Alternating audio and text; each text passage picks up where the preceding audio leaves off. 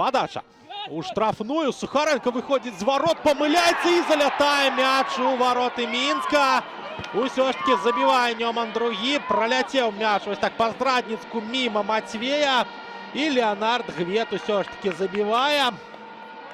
Ну а тут Олексій Туманов у першу чергу некі претензії виказує Іллю Ляшуку. Ігор Ковалевич на ваших екранах. Вельми спокійний сьогодні тренер Ньомана. Ну а Леонард Гвет усё ж таки свой гол забиває. Казали ми про його заочне супрацьстояння у сьогоднішньому матчі з Мустафою Джиме.